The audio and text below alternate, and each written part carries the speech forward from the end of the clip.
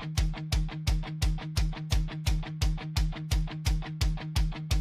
Cam's got fire and a wild hot take. Hey, Andrew's stats make the whole place shake. Hey, laughing loud when your team goes down. Hey, Straub boys run this sports town.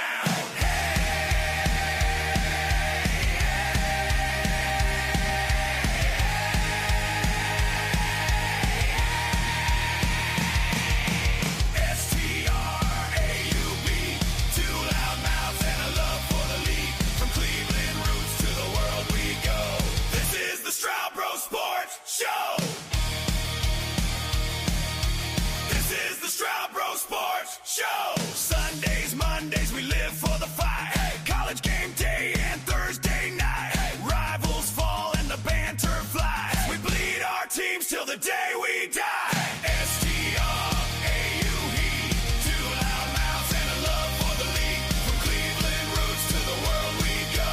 This is the Straub Bro Sports Show.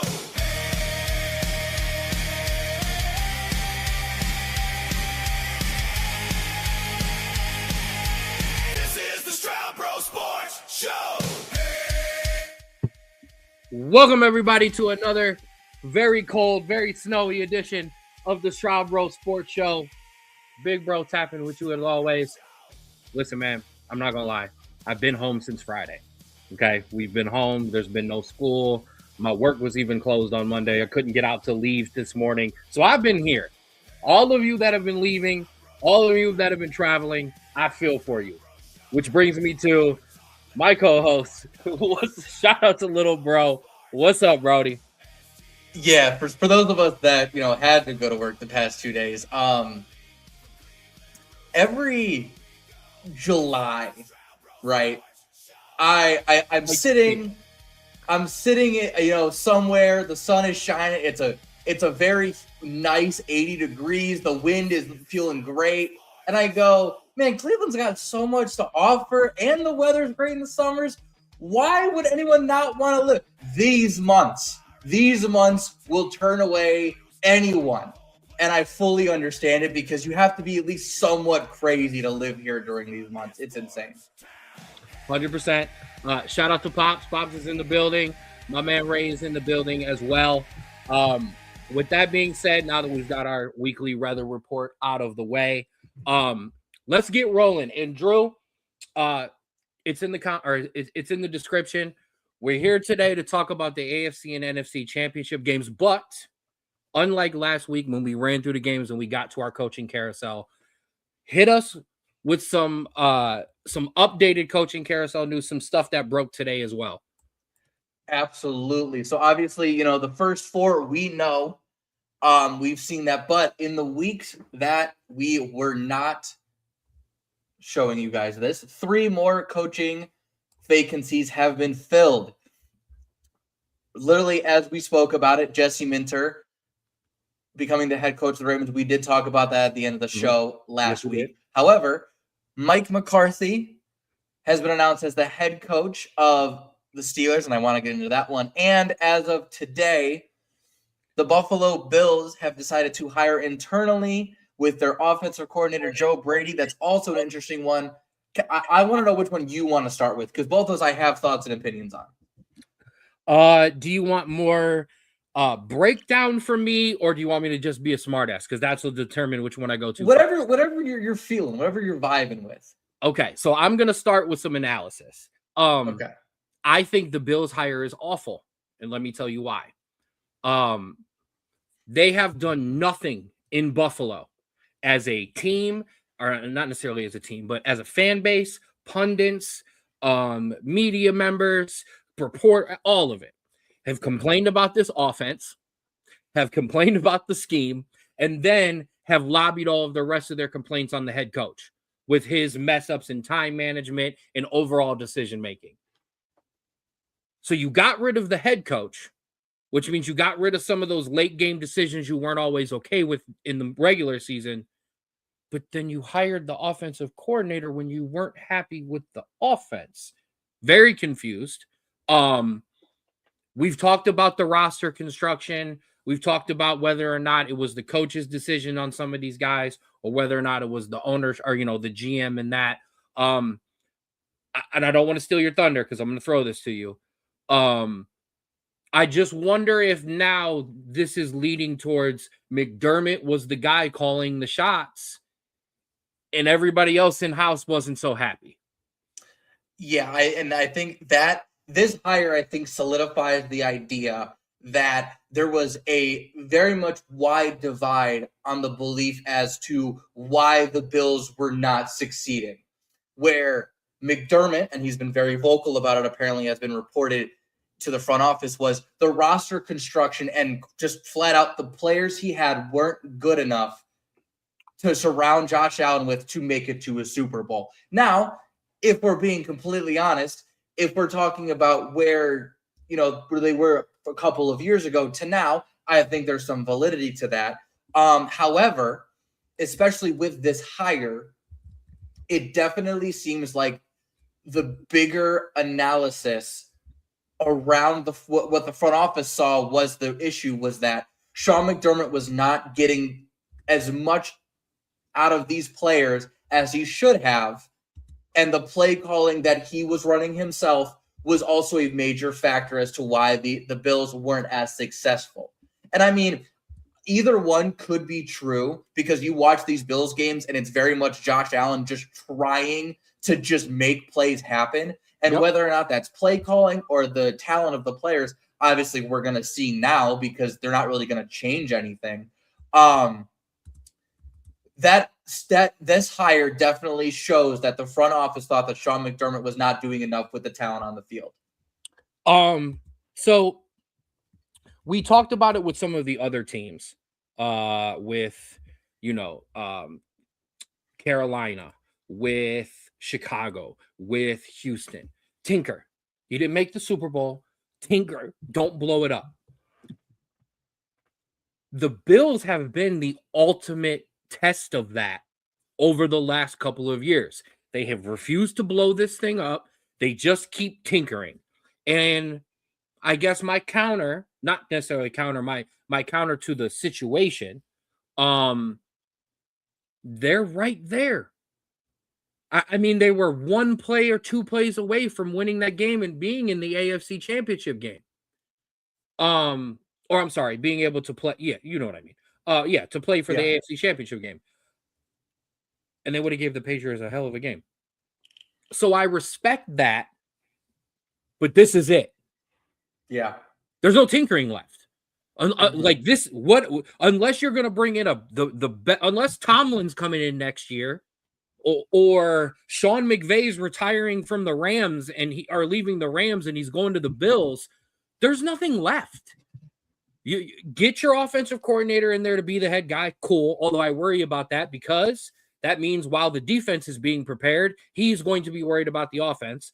And 2, you got to get some better skill. You need some wide receivers. You just need one guy. Ask the Eagles. You just need one guy. And now that you mention it, I think this is an absolutely amazing point to make.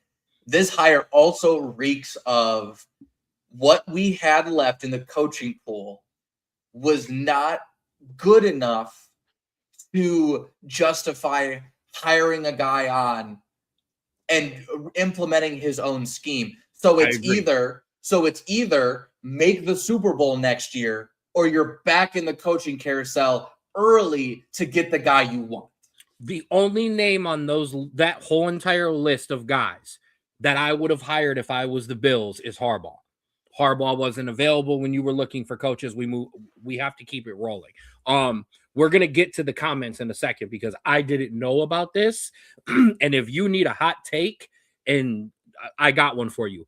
To stay there for a second, though, that's the thing. It's time to start talking about the fact that when Stephon Diggs is on your team, you go a little further than when he's not there. Unless you face a dynasty in the Chiefs. Then that's my response to that. Right. The Patriots didn't have to face one of the best teams in the NFL in the past 10, 15 years. Very true. Mom is in the building. Weather is awful. And yes, it's very bad. And yes, Daniel, I am absolutely going to slaughter your Steelers. Hold on, though. Can I do it? Can I? I wanna. Straub Bros hot take. thoughts on Bill Belichick not being named first ballot Hall of Famer. Ladies and gentlemen, no topic at all will make my brain explode, my brother's brain explode, and me be angrier than having to talk about Hall of Fame voting. Hall of Fame voting has become, and I know this is probably a hot take, is worse than our regular voting. Okay, it's so bad. It is the worst shit you've ever seen in your life. Here's your hot take. I'm gonna cuss a couple times. Hall of Fame voting has become a bunch of crotchety old white men who are pissy that any of these guys have had more success than the guys they grew up watching. There's no better example than that than baseball, which has the worst Hall of Fame voting. There are maybe 4 or 5 coaches in the entire history of this game that deserve to be, without a doubt, a unanimous first ballot Hall of Famer. And if Bill Belichick is not on that list for you, you don't know ball. Period. End of story. You don't know what the hell you're talking about if Bill Belichick is not a first ballot Hall of Famer. No, I think you're absolutely right.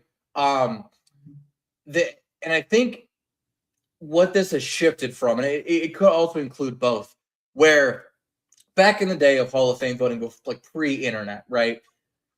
Guys didn't get in because of grudges, because of just not acting, a certain way to the voters and to stuff like that.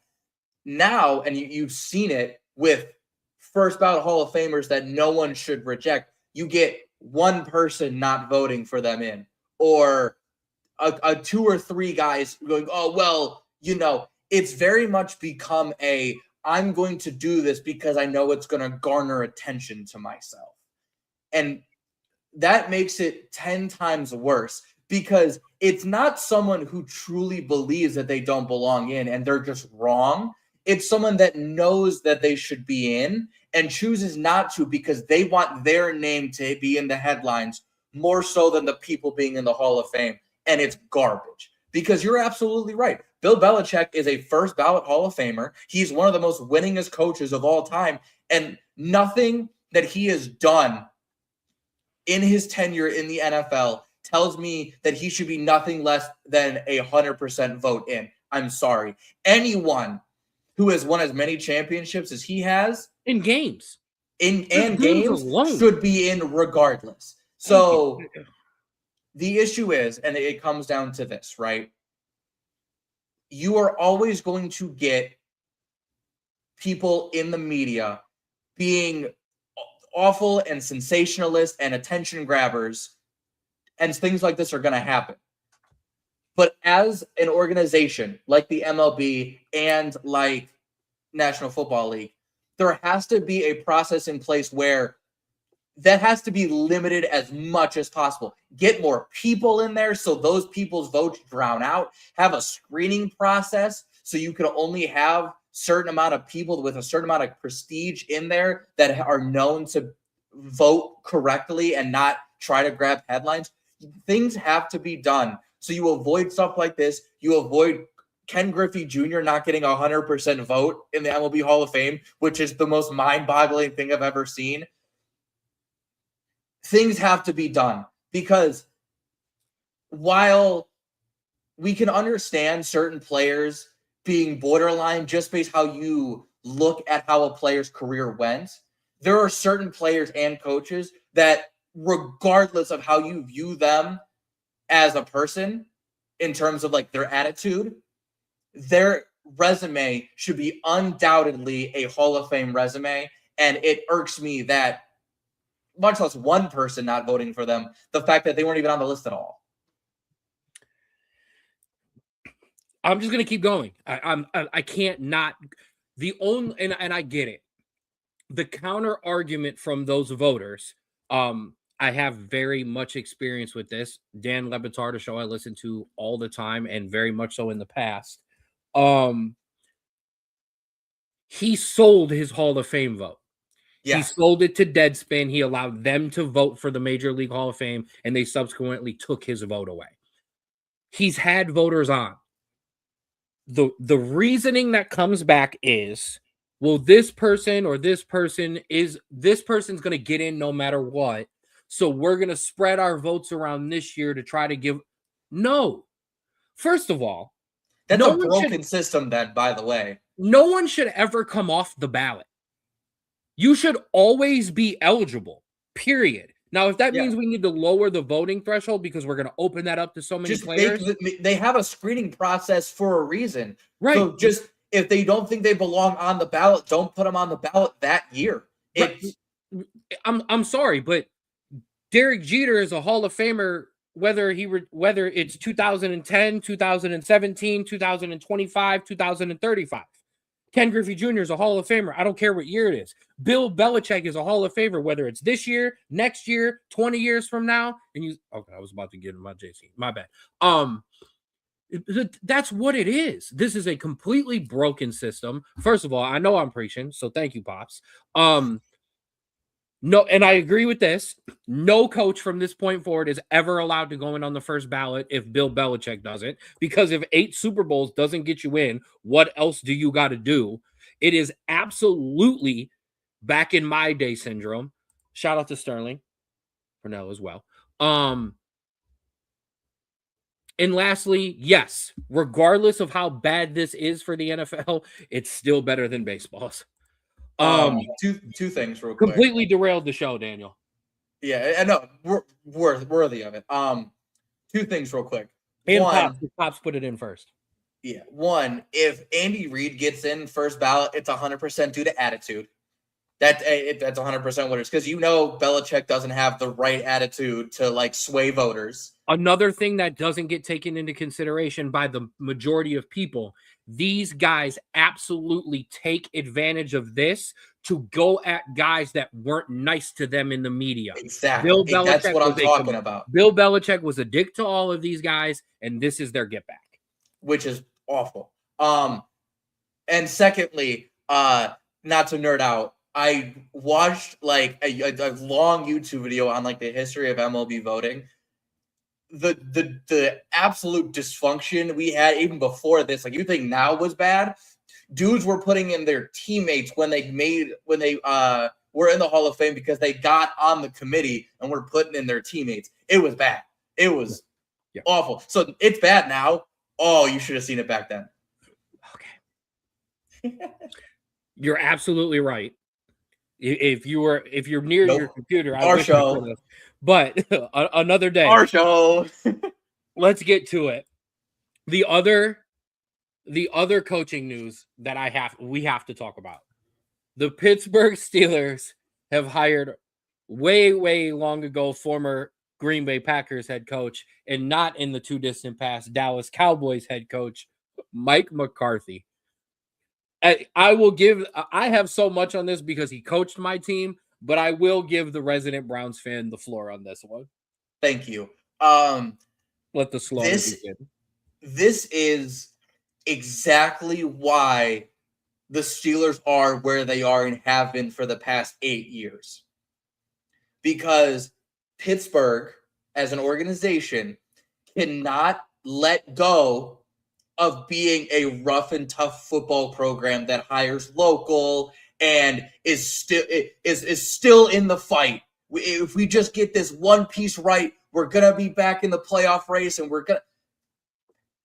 the amount of years, not even just myself, but Steelers fans have said, blow it up, rebuild, get back to where you were, and you'll be good. And the amount of years they continue to either keep Tomlin in, hire part-time quarterbacks, and now hire a head coach that's so over the hill, I don't think a Giant could see him because he's so far in the valley.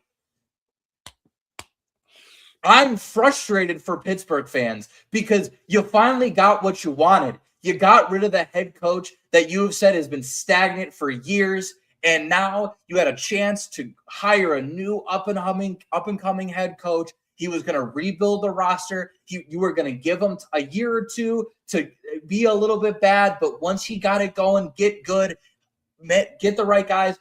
You are now in a same, if not worse, position with Mike McCarthy because you're not going to win 9 games or 8 games every year. You're going to win about 6 to 7 for about 3 years until you realize he's not the right guy for the job, and you set your rebuild back 3 years. Because what possibly, other than him being a Pittsburgh local, was the reason you made this decision? There was no good qualities at the end of his tenure in Green Bay and the entire tenure of Dallas that showed he was possible of rebuilding a franchise like Pittsburgh back to where they should be.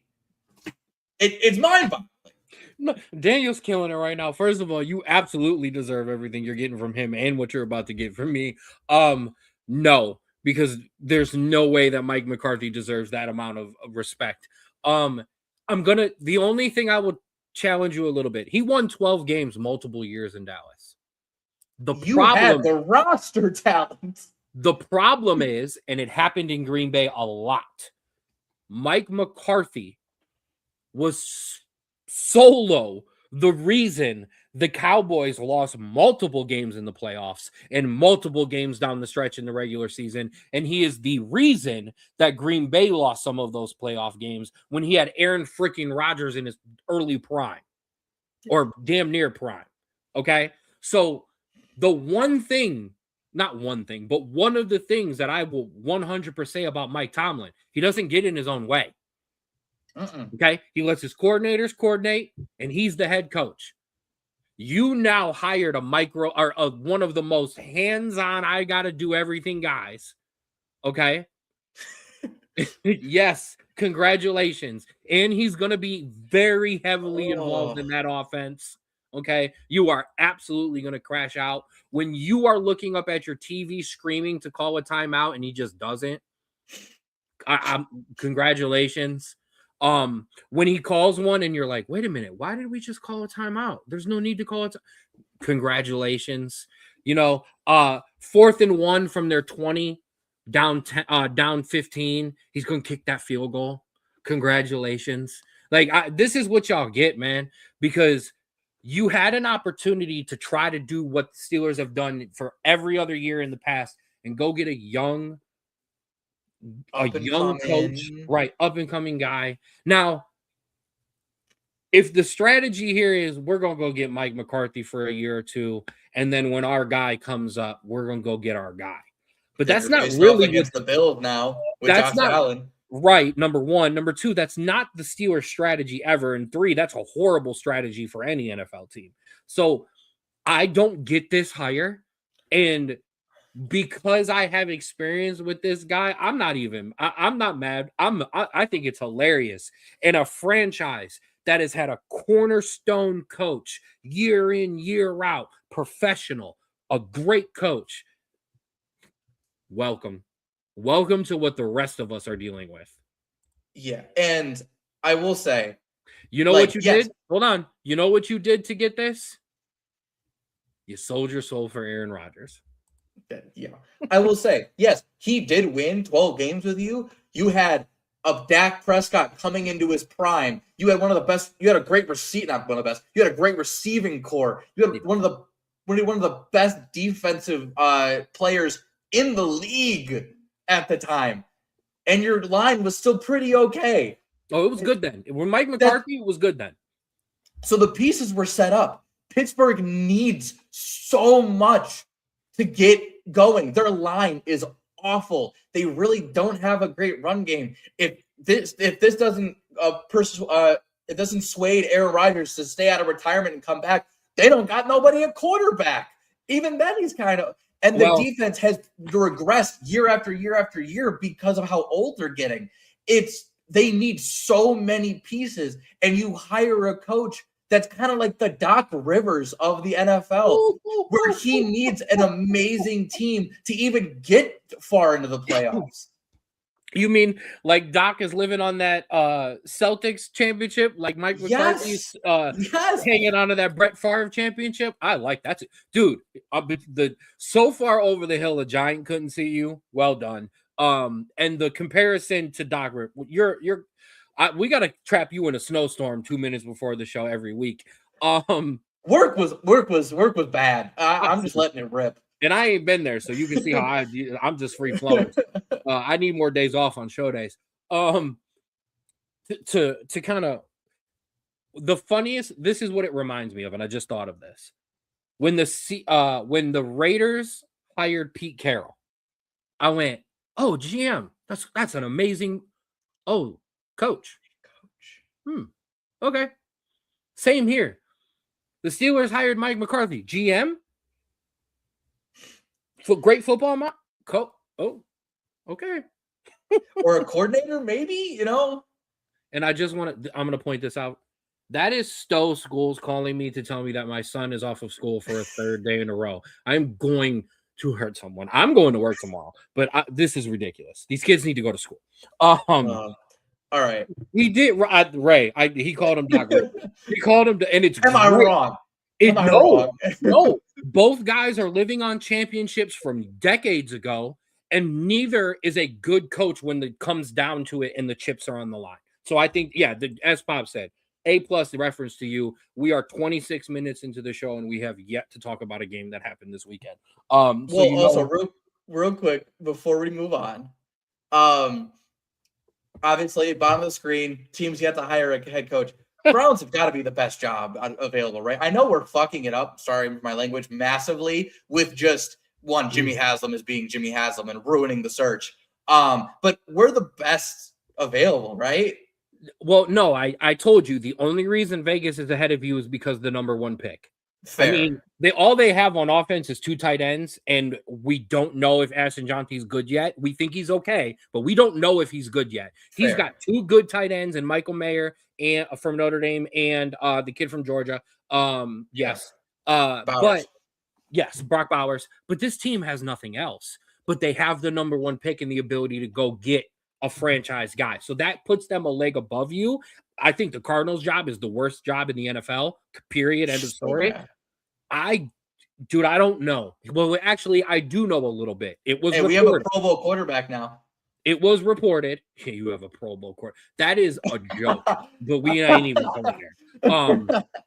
This is why nobody takes the Pro. Why don't they take the Pro Bowl serious? Because you made Shedeur Sanders a Pro Bowl. I love Shedeur Sanders. Okay, I'm all here. He's not a Pro Bowl quarterback. Moving on. I know some of the reasons why the Cleveland Browns are not getting the head coaches that they want. It was reported that the Cleveland Browns are making potential head coaches do homework, fill out a quiz, and do all kinds of extra work.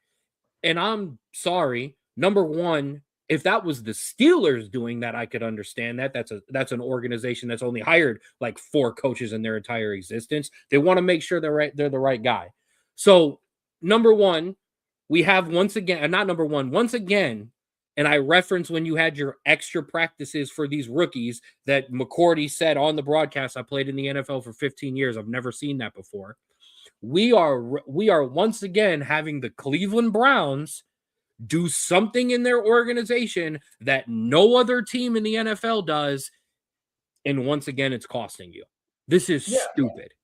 No, I agree. Because if the Steelers were to do this, the Steelers aren't going to do this because they're going to hire a good football mind that knows how to coach a football game. They're not looking for a statistician to run their football program. And that's why I hate Andrew Berry as a GM, because he thinks everything can be won with numbers, and it can't. At the end of the day, you need a good football mind, and you're not going to get one, and you're not going to know about it based off a written exam. And 2, it's also been reported that Jimmy Haslam is forcing head coaches basically to say, if you were to take the job, you have to keep Jim Schwartz as a defensive coordinator. Where, listen, yes, I don't mind. Would I like him to stay? Yes. But if you are going to hire a head coach of your football team, and we're going to talk about it when we talk about my soccer team, you are not going to restrict him from day one on who he can hire as a coordinator. Like, listen, if you want to hire the guy that tells you he wants to keep Jim Schwartz and you also like him as a head coach, sure. But directly telling candidates, hey, you are going to have to hire Jim Schwartz or keep Jim Schwartz as defensive coordinator. What's wrong with you? You are basically telling your head coach, hey, we like you, but we don't like you and don't trust you enough to make the decision on your defensive coordinator.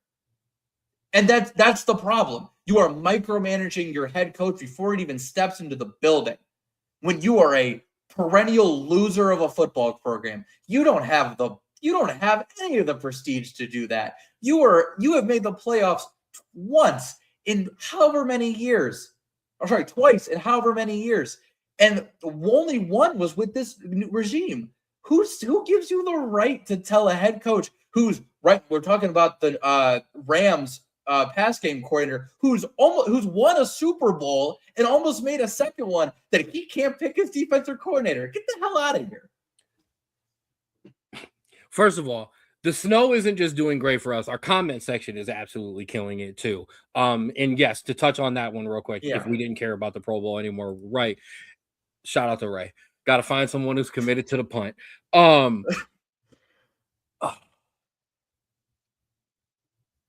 I'm okay with keeping Schwartz as a defensive coordinator. You had one of the best defenses in the entire league, but I think it's this homework shit that's driving guys away because it's disrespectful. Like if you told that to a coordinator, maybe, hey, could you just let me know what you would do in A, B, C, X, Y, Z? I'm okay with that. When you're interviewing guys that have already done the job before, they're going to take it. Absolutely. They take it personal.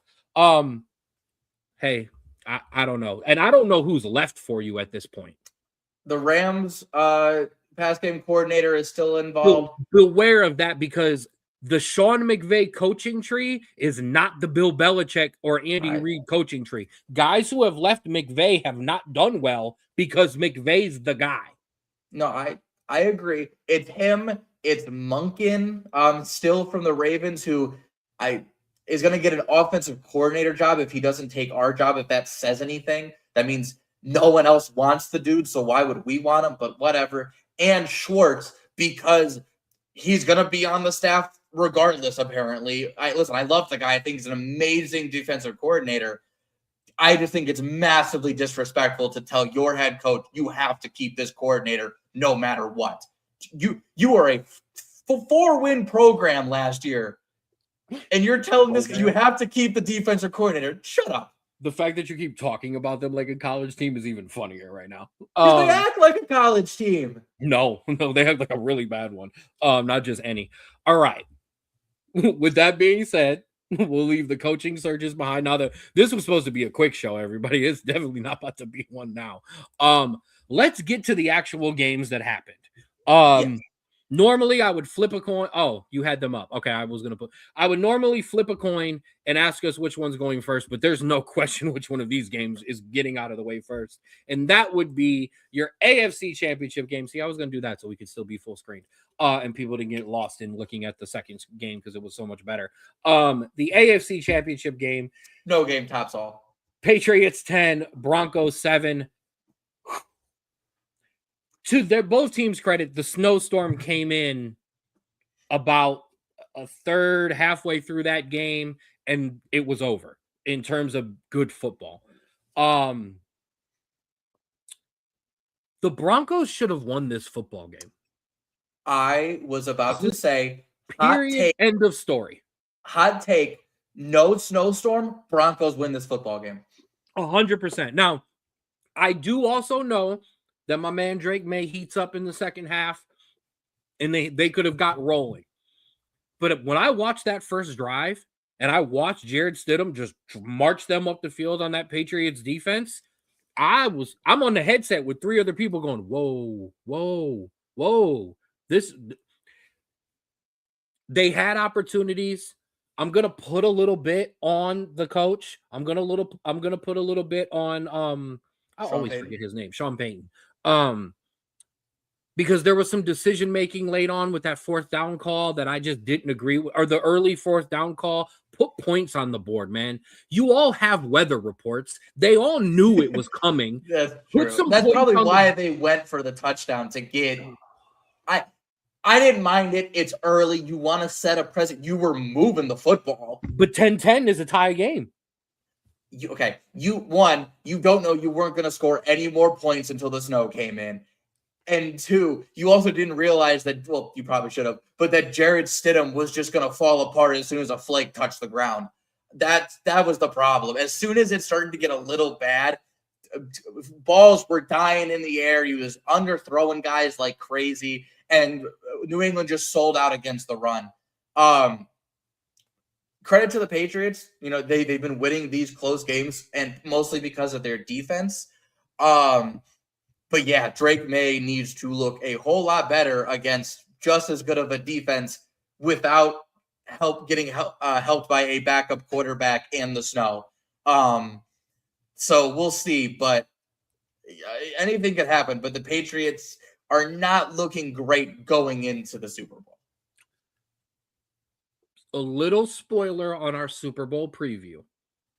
The one thing that I can say is, unlike most games, especially like baseball with the World Series, me and you are familiar in our football terms, whether it's a World Cup final or an FA Cup final. Everything that's happened in this playoffs, roll that into a ball, throw it away. Super Bowl is a completely different game. Yep. It's how it maps out from every team. Yes, there's some stuff that they can have in from the game plan, but with the delay at halftime, the nerves of this game, you throw all of that away and you kind of just put these two teams together and you go head to head. You don't worry about what happened the week before, especially with teams that play in the Northeast or basically anywhere up in this country, although it's everywhere right now. Because we know these AFC championships and sometimes the NFC championship games are going to be in bad weather, and that affects teams. Yeah, I mean, look at the Colts Saints Super Bowl. Colts heavily favored. Saints come in and just exactly to take care of business. And we'll talk next Thursday about next Thursday. I don't know my dates right now. Next Thursday about this game more. I'm not going to do a Super Bowl preview 2 weeks in advance, but that's just something to think about when you're starting to roll into your Super Bowl thoughts. Do not look at this game. You've got to look at what the Patriots did when it's nice out. They're about to go play in California. They're going to be all right. But yeah, man, as much as I want to give champions to the Patriots, although I will shout out Drake May, he won that game with his legs. Yeah. Now absolutely. Imagine if Bo Nix is on the other side. Because what he would have been able to do for them would have been a completely different monster. And it does suck talking about what ifs, but it's hard not to when that's not the Broncos team that we saw all year. So shout out to the Patriots. They won the game. The defense held strong. The offense did enough. Yeah. And I will say shout out to Sean Payton, because out of the league for a while, thought his career was over after the Saints, comes back, revitalizes a team that was kind of dead in the water post Peyton Manning, and now led them to an AFC championship. And I would not be surprised if maybe not make the AFC championship next year, but are very much close to it. Yeah, I think if you're a Broncos fan, you're kind of like, man, this sucks. What if? Like, are we going to get like all of these close games? And ask the Kansas City Chiefs, because it flipped from one year to another. Man, all these close games that we won this year, ball bounces the wrong way next year. We're not even in the playoffs, regardless of whether or not we got our starter. But there's things to build on there. They need a little – I know they lost Patrick Creighton, but they need help a little on help. Offense. They need a little help. You can't just have Bo Nix. I think you just need – this is another team. Tinker. Don't blow up. Don't make any major changes. And I don't think Sean Payton would do that. But they need a little bit of help. Ready to go on? To the better game, yes. To the better game, yes, absolutely. Your NFC Championship game was a completely different story. An amazing game. Seahawks come out on top, 31-27. Drew, and I have this one for us too, so we can go big. I really wanted the Rams to win this game. Like I like Matthew Stafford. The gunslinger one last run. I know this is the complete opposite ends. This is why it's great that we're brothers. You've been high on this Seahawks team. I 100% want to give you your flowers because you said when they clinched the when they clinched the number 1 seed in the NFC, you said Seahawks going to the Super Bowl. You're not going to be able to go into Seattle and beat them. The Rams were this close. And before we get too in depth in this game, I want to point something out because I ranted about it during the game. When an NFL player catches the ball and goes out of bounds, the clock should stop. I'm so tired of the new rule. I really am. Puka got out of bounds with a second or two left. They should have had a chance to throw the ball into the end zone. Okay, I know it looked like, but I'm just knee was down. Knee was down in bounds. But yeah, speaking on this game, I do disagree with you because I believe this game is very similar to the Patriots and the Broncos in the sense of, listen, the Rams, very recent champions. While it is fun to watch Matthew Stafford and that team good, I love seeing new teams in the Super Bowl. I don't like seeing the same 2 or 3 teams every year. Seahawks haven't been in a while. They haven't been since they lost to the Patriots. With Tom Brady was still there, and that man's retired many years on. So it's good to see a newer team come in. But also it is so amazing to see a quarterback like Sam Darnold come from absolutely floundering with the Jets, being even worse with the Panthers, taking a step back, taking that backup role in San Francisco, and then from then on, torching the league with the Vikings and now the Seahawks. And this is one of those stories where I think as GMs and as coaches, you have to realize how much and how long it takes to truly develop a good quarterback in today's NFL. It is not just a flip. It is not he's going to transition back to back, especially if you run a different offense than you did to his college team. If you give this kid time, he is going to pay dividends for you, and you need to build around him. And the Seahawks saw that. They saw him. He finally was able to make these strides. They put a defense around him. They gave him a pretty okay offense. It wasn't great, an okay offense. And now they're making the Super Bowl because of it. So, first of all, shout out to my guy, Nick, back in. Puka is the GOAT. Puka is the best wide receiver in the National Football League. I know Justin Jefferson's great. Puka can catch anything, like literally anything. It's not, and I agree with this because this is what I've been saying all year long about this entire, not just Sam Darnold, but this entire offense. Can he do it in back-to-back games? Yes, he's been able to do that sometime during the regular season. However, this is what we talked about, and I'm going to preview next Thursday a little bit. This is what we talked about could happen if Seattle won. No matter who won, they were going to play a better defense than they had seen the entire run of this playoffs. Now, if you're a Seattle fan, your argument can be, but yeah, now I got this offense is rolling. I've got them in motion. Sam Darnold's feeling it. What did I just say for the Patriots? Super Bowl's a different ball game. Wrap all of that. We got moment. You wrap all that up and you throw it away. Unless you've got a defense that is lights out and killer. Okay. And I know the Seahawks do, but this is your formula. Unless you have a defense that is rolling, those Ravens teams, those Buccaneers teams, that Seattle team that beat the Denver Broncos, the Legion of Boom, that beat the Broncos in the Super Bowl, another Ravens team, that Rams defense that was equipped with a good offense, but they were beating teams by like a field goal throughout that playoff run, if you remember. The offenses tend to struggle a bit. Atlanta scored 28 points and then couldn't put up no more. Offenses tend to have a hard time getting in rhythm in the Super Bowls. Those defenses come out rolling. So if I'm the Seahawks, pump the brakes on the Sam Darnold's going to go win me a Super Bowl. That defense needs to go win you the Super Bowl. Because if that defense starts to crack, I'm not sure they could do this again. And I'm allowed to be skeptical on that. If the defense plays great, Sam Darnold can have an average game, because if the Patriots go out and put up 10 points like they did in the AFC Championship game, Seahawks going to run away.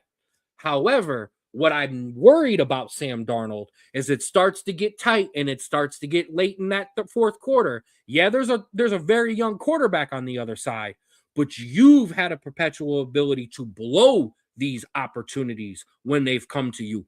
Yes, you were lighting it up in Minnesota till you got to the playoffs. There's been an issue. I hate this so much. It's true. It's true. Neither team has a Pro Bowl quarterback like the Browns, but that would be my issue for Seattle. Don't put this on Sam Darnold to go light up for 31, 34, 38 points again, because I might have some interceptions thrown in the mix, and all of a sudden I'm down 24-7 because Sam Darnold's throwing the ball away because I'm relying on him to throw the ball too much. That team needs a lead. That team needs to have that defense playing well, and then we can go. On the Rams side, just another tough loss. That's kind of been the history of this Rams run. If you remember, yes, they've got the Super Bowl win, but there's been some tough there was a tough loss last year in the snow. You've got the 10-7 Super Bowl against the Patriots that nobody remembers because it was such an awful, terrible game. This hasn't gone great for this Rams team. And once again, they come up short. And I'll be honest, if this was any other coach and any other quarterback, we'd probably be much, much harsher on them. But we know McVay's a great coach. And I think the problem is we watched poor Matt Stafford in Detroit for so many years that at this point, we all kind of got a soft spot for him. Because we would have treated Barry Sanders and Calvin Johnson like this. You went on that one. Everywhere. Well, I was just gonna say real quick, just to kind of wrap it up. You kind of went into preview, and I'm just gonna say, Seahawks I think are gonna be okay. Rams, they're gonna ride this as long as Matthew Stafford wants to not be retired, and then they'll figure out afterward. I think they're gonna basically be kind of in this scenario where, however long Matthew Stafford has it, they're going to ride with it. And so sometimes you win a Super Bowl, sometimes you lose an NFC championship, sometimes you don't even make the playoffs. You're not going to change it up until you have to. I agree. Also, and I have to double check this because a lot was going on. So is Charbonnet out for the Super Bowl? I don't know if it's official. I truly don't know. Okay. Yes, because I also agree with Nick. He was absolutely missed. I know Kenneth Walker had an amazing game, and the dude is a beast, and I'm glad he's able to show it. But yeah, that they're gonna need everything.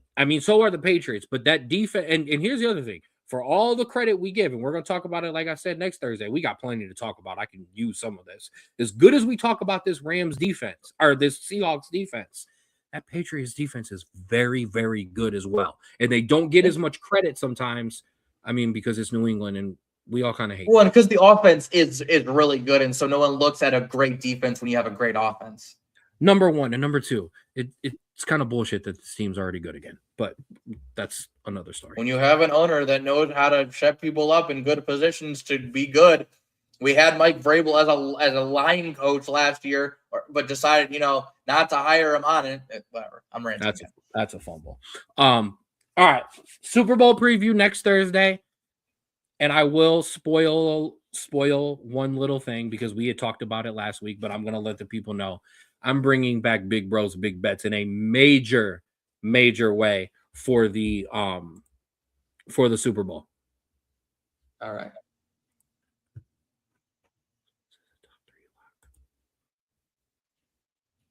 I'm confused by that comment, but I think I might be missing something. Hold on.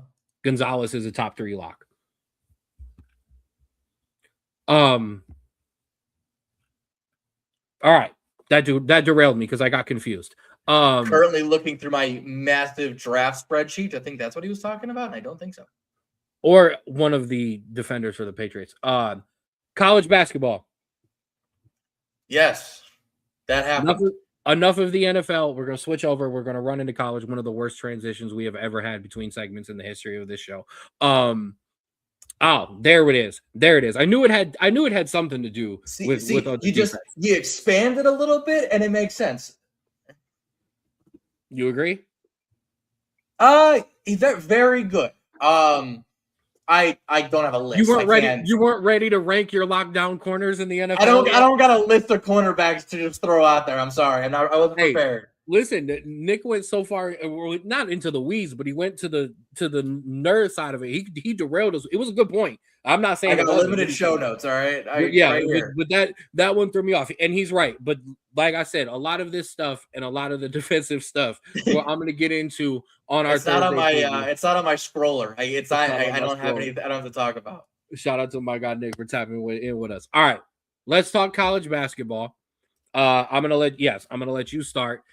We switched it up a little bit this week. I like you. I like this. This is your segment. I'm gonna let you drive. Absolutely. Thank you. Yeah. We both talked about it, and we realized that, just listing every good score of college basketball probably wasn't the best idea. To your credit, I did that when we started doing college football, so it's okay. No, it's all good. So, but we looked at it, and like I said, I've always been the thing of top 25, doesn't really matter. However, when we talk about good games, they are going to be on top 25 opponents. So we've shortened it. We have a top 5 men's scores and top 5 women's scores from the previous week, and then we'll hit you with games to watch next week. So we'll start off with the men's top 5 from last week. First off, not a great game in terms of star power. However, Villanova 67 losing to number 2 UConn with 75.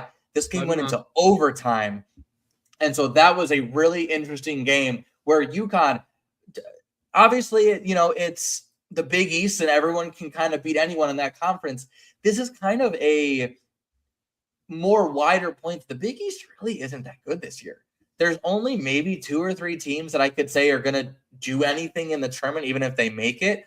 And this shows that UConn, while still really good, is still struggling against some of those middle to lower class Big East teams. And so that we want to monitor, I should say, as we kind of move on into the season.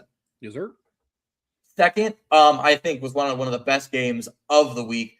Number 11, Illinois, 88-82 over number 4, Purdue. And listen, I know we talk about Big Ten being slow, methodic basketball. This game was electric. Both teams were scoring. Both teams were coming out. I can't think of that kid from Illinois, but that dude's a baller.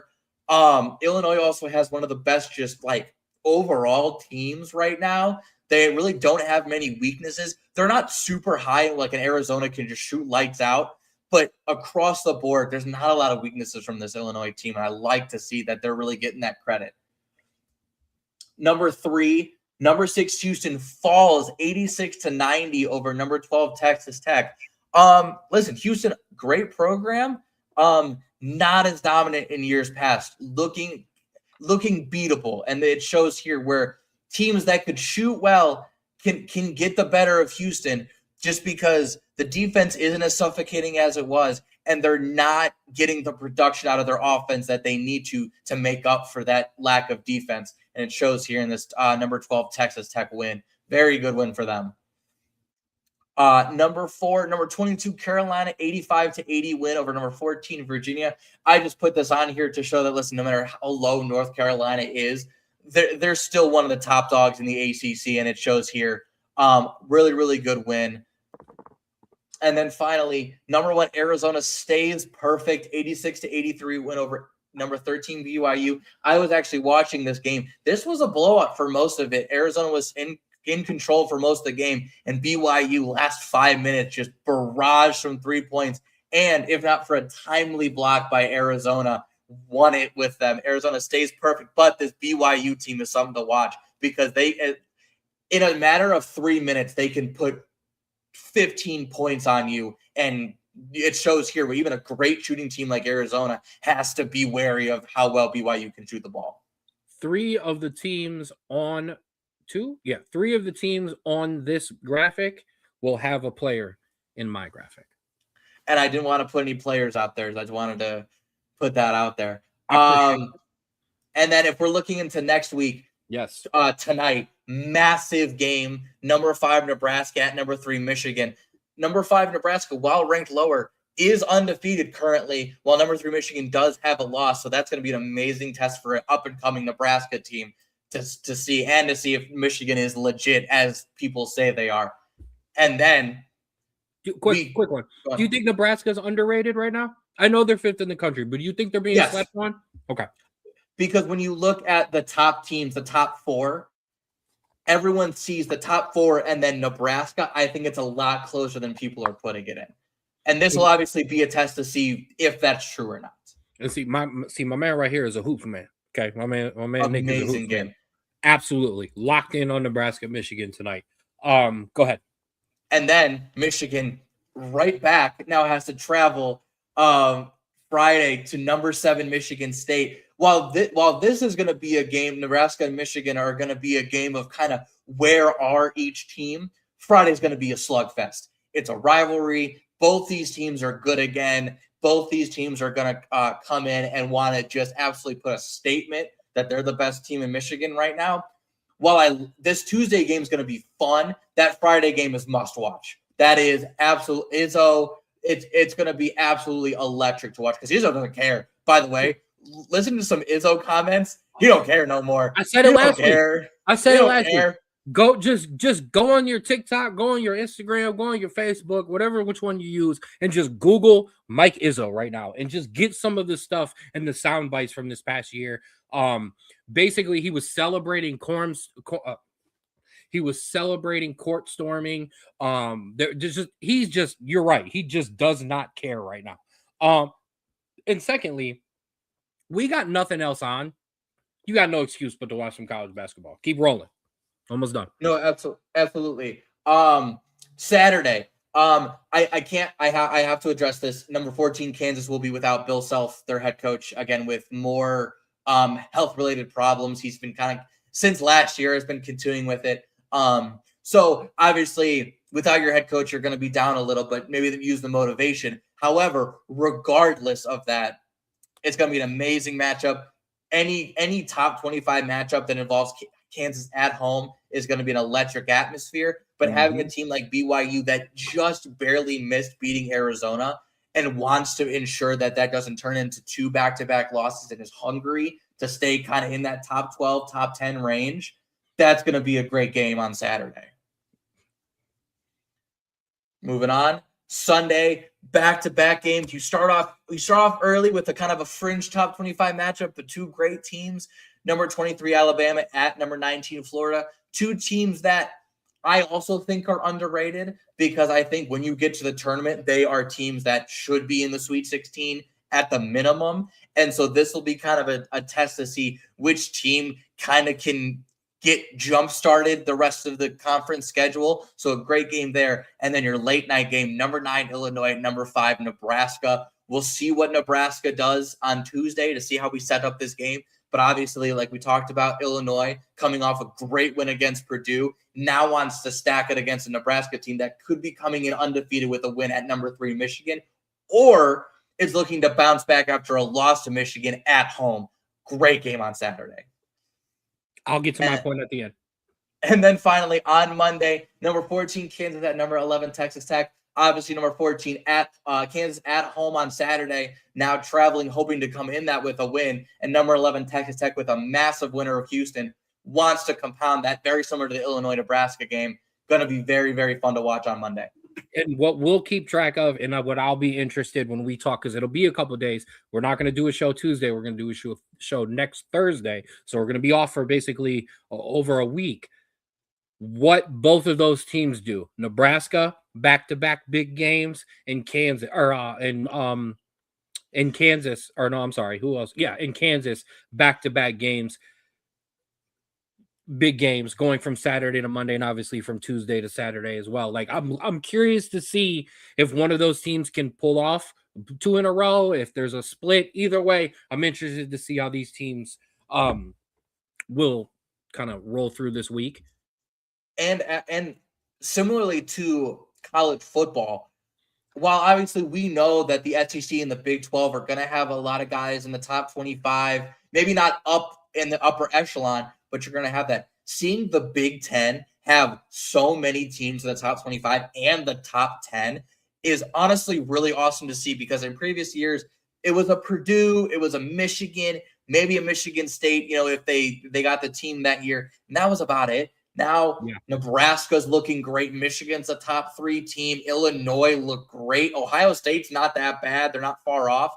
It's really, really good to see kind of this get kind of at the upper echelon get pushed up a little bit, because I have hated on Big Ten basketball for a while now. It's good to see that they're kind of getting rolling back again.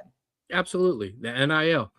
Nebraska plus 11 tonight is it'll be close. I like that. Well, plus 11 is not close. That's what I'm saying. Like, I like that it's a lock. I like hammering that they're going to keep it close with some confidence. I might have to go. I've got a lot of NBA going tonight, so I might have to sprinkle in some college. Shout out to my man Darwin. Some parlays today. All right, those are your games. I told you last week. This week, I gave you our NCAA stat leaders last week. This week, I was going to give you 5 of the best players in college basketball, and we'll start on the men's side, obviously.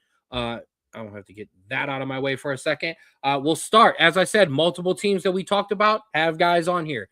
Darren Peterson, guard from Kansas, a freshman, 21.6 points a game, 4.6 rebounds, 1.9, shooting almost 50% from the field. Has really burst on the scene. I know one of the biggest differences between this and the women's side is a lot of freshmen here, obviously. A lot of these guys, I mean, you're looking at 5 guys that are going to go probably within, if not top 5, top 7 in the NBA draft.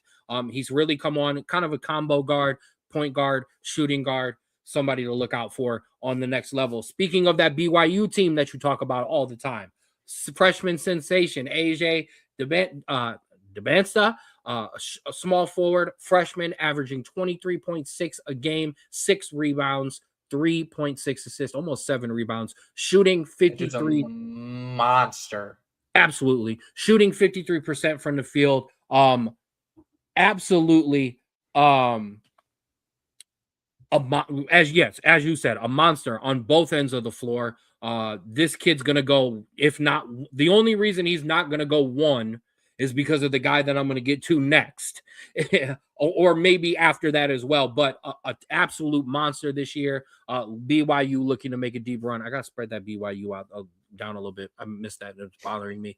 The next guy, everybody's been talking about him. If you've watched any college basketball, you've seen him. Son of Carlos Boozer, Cameron Boozer, power forward center for the Duke Blue Devils, another freshman, averaging almost 24 a game, almost 10 rebounds, 4 assists, and he's at 57, so 58%, almost 60% from the floor as well. I think the only question for, it's no longer a question really will the size translate?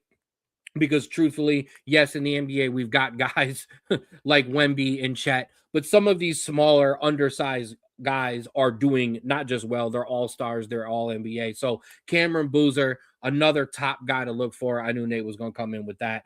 On the other side, because you can't have Duke without, go ahead. I will say real quick about Cameron Boozer. He leads Duke in points per game, rebounds per game, assists per game, steals per game, and I'm pretty sure leads his team, is second on his team in 3-point percentage. Right. This kid's as a power forward center, ridiculous. I mean, and that's the new game. That's the modern NBA now. Your bigs got to be able to shoot. I think depending on the team that he would go to, and I know I'm getting way down far into the weeds here, I think that center gets dropped and he moves into more of a 4 position because he is only 6'9". I had to double check the height because I almost called him 6'10", but because he's 6'9", but still that skill set's going to translate. We can't have Duke without North Carolina. Caleb Wilson, another big man, another freshman, averaging almost 20 points a game, 10 rebounds, dang near a double-double like Boozer, 2.8 assists, and as well shooting 59, almost 60% from the field. This kid has come on And I really like this comparison by my hoops guy too. Definitely like that. on some boozer, reminding me of Jalen Johnson. But another big coming along. He kind of came along a little slower than some of the other guys. I know the name was out there, but his play has really matched that. And listen, man, if Duke, North Carolina wasn't must-see TV anyways, it's good when they have guys that are going to go high in the draft because it makes the best rivalry in college basketball even better. No, you're absolutely right. And then lastly, not in a bad way, but just the last person on the list. This was no order for me. Kingston Flemings, point guard from Houston, another freshman. This kid will probably be the first true point guard taken off the board in the NBA draft. 17 points a game, 3 rebounds, 5.4 assists, shooting 52% from the field.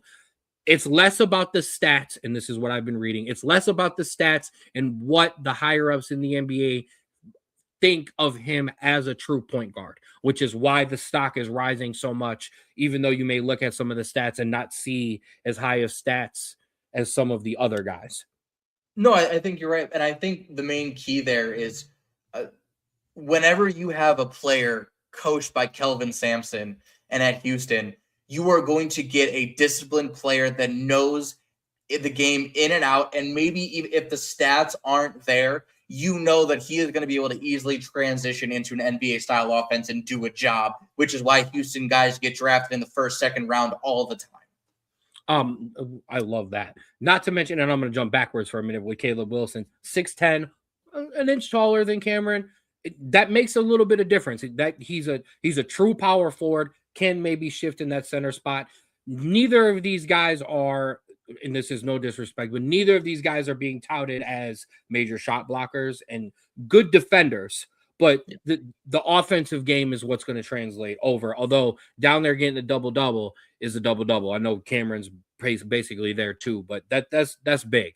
That for me, and I will have more. So this is the last time you may necessarily see just these 5 guys on the list. These are the 5 guys to watch. I'm going to add in some extra guys. I'm not going to lie on the women's side. I did 2 graphics because there's just no possible way to just pick 5 on the women's side because that's the depth in women's. Because you were going to pick the entirety of the Notre Dame roster. I know. No, I wasn't. It's not that good. My girl needs some help. But these are your top 5 prospects. From this point forward, I'm going to go and start highlighting guys per week. But I want to get you familiar with some of these names. I know some of them you are, but maybe a couple on here you weren't super familiar with. Absolutely. You ready to go to the women? Yes, let's talk about these women. Absolutely. Hey, same style as the men. We're going to talk about the 5 women score. The first one I think is the biggest game. Number 2, South Carolina, just basically dominated the whole time by number 16, Oklahoma, 82-94. I think this says less about the South Carolina team because if you look right below it, what they did to Vanderbilt, and this says a lot about this Oklahoma team and how underrated I think they're getting treated right now because this team is solid defensively, but they can also score basically at will against a really good South Carolina defense. And so we'll talk about South Carolina kind of in the next one, but I'm just saying this Oklahoma team, not a team to be taken lightly. Oklahoma definitely slept on, and I think South Carolina slept on them and looked down the road to that Vanderbilt game. And the other thing is, we talked about this because we're not going to update on the women's side. You know, your first 4 out, they don't really do that. A lot of that is all decided by play-ins. There is a disparity in the top 25, maybe once you get out of like 20 and down, maybe even 25 and down. There is a top bunch of teams, and one of them for sure will win the WN or the NCAA Women's Championship. It's not like the men's side. We can roll some dice and somebody's going to make a run. No, these top teams are going to make it. However, the disparity at the top has closed. South Carolina blew everyone away 2 years ago, and they were the best team in the land. Actually 3 years ago and 2 years ago. Then we start, we add in the Caitlin Clark and we add in the LSU and the TCUs, and the gap has closed a bit. South Carolina is still really, really good. They're great. but they're not going to just beat everybody down like they're still going to have games where they do it, but this isn't going to be a week in, week out consistent thing. They're going to trip up because the rest of these teams are good too, but they don't have Dawn Staley.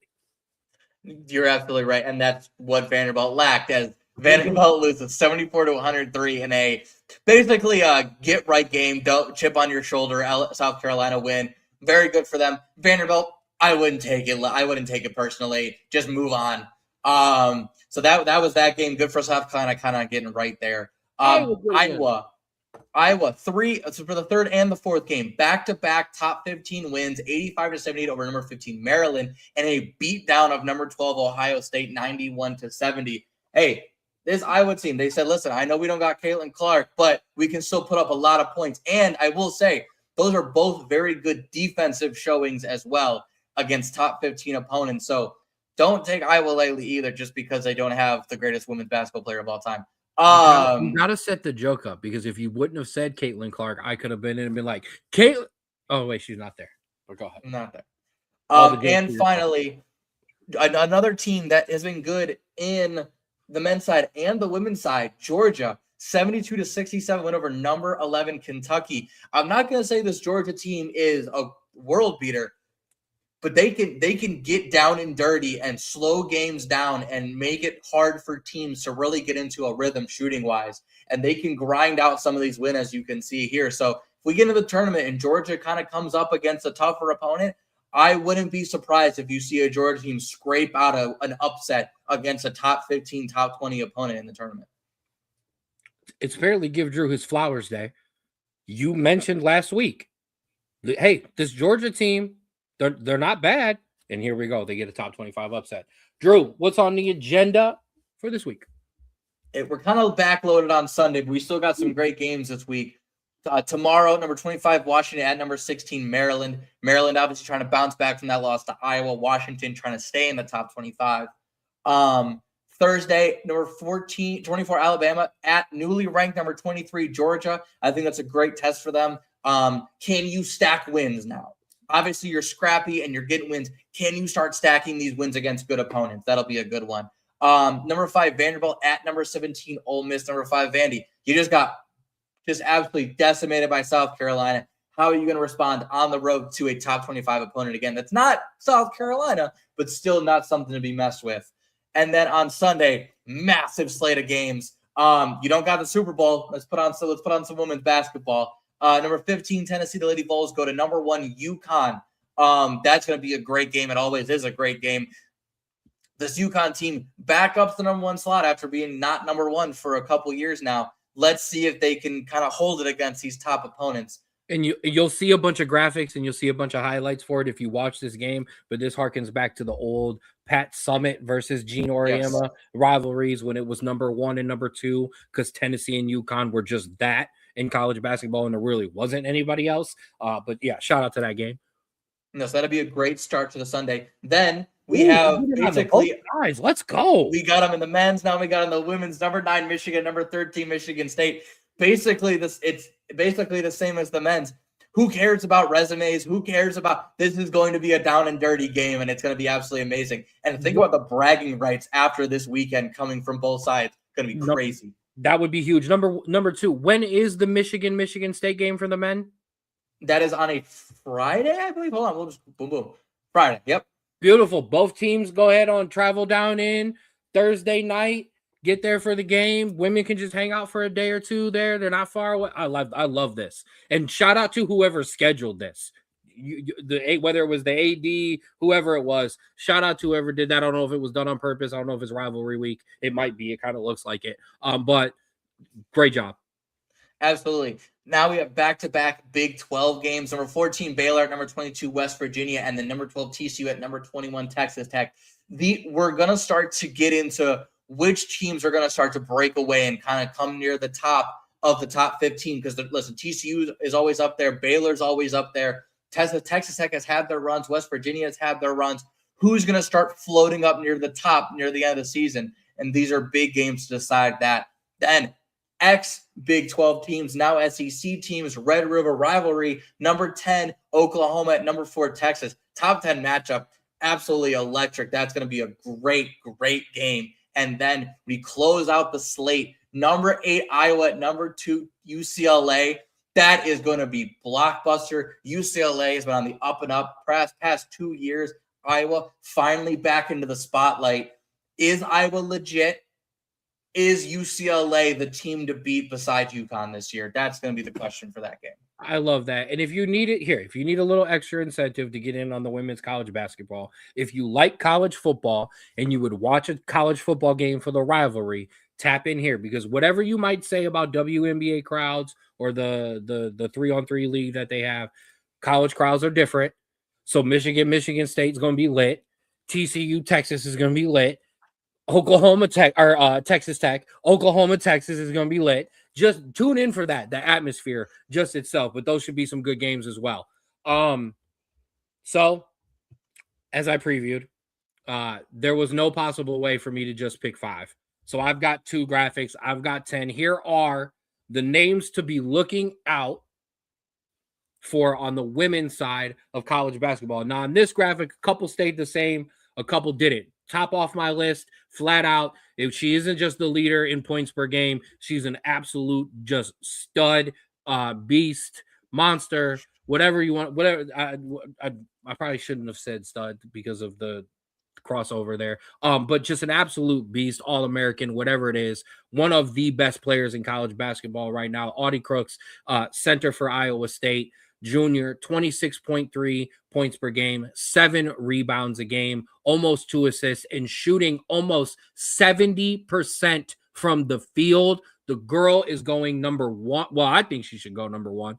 But she's going in that draft, and just flat out, I know now that there's we have great WNBA players now. The league has started to fill out in terms of rosters and in terms of talent. I think this girl has a real chance to walk right into the WNBA and do some Candace Parker. I'm already this good and that good, and I'm taking my team to the championship. She's that good. And not dissing on Caitlin Clark at all, you're not going to bully or shove around Audie Crooks. You're not going to get a cheap shot and take her out with an eye injury. That is not going to happen with Audie Crooks, and she is absolutely amazing. Watch an Iowa State game. It is